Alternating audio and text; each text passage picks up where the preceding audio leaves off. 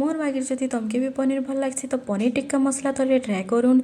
इतरे दमा दही, बेसन, अदा लहसुन पेस्ट, मिर्चा गुण, नून, चाट मसला, किचन किंग मसला, कस्तूरी मेथी, लेंबू, गरम तेल देकर भलसे मिसई दमा। तापर दमा से कटा होइतिबा पनीर, प्याज, शिमला मिर्चा तारपर सेटाके मिसई देबे 5 मिनिट तक रखी देथिबे। गोटे कढ़ई रे तेल गरम करबे आउ सबके देकरी गोल्डन ब्राउन हबार तक भाजी देबे।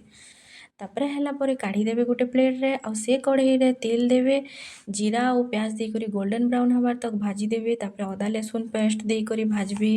तापर पातल घंटार पेस्ट देबे, नून, हल्दी, मिर्चा गुण, जीरा गुण देकरी भलसे 5 मिनिट तक भाजबे। मसला ହେଲା ପରେ ପାଣି ଦେବେ, ଟିକେ ଫୁଟିଲା ପରେ ସେଠି ପନିର के जेन भाजिथिबे देबे आउ 5 मिनिट फुटला ପରେ ସେଥିରେ गरम मसला, कस्तूरी मेथी, धनिया पतर देकरी भलसे भाजिदेबे। गोटे प्लेट रे काढ़ी देबे आउ रोटी कि भात रे खाइबे।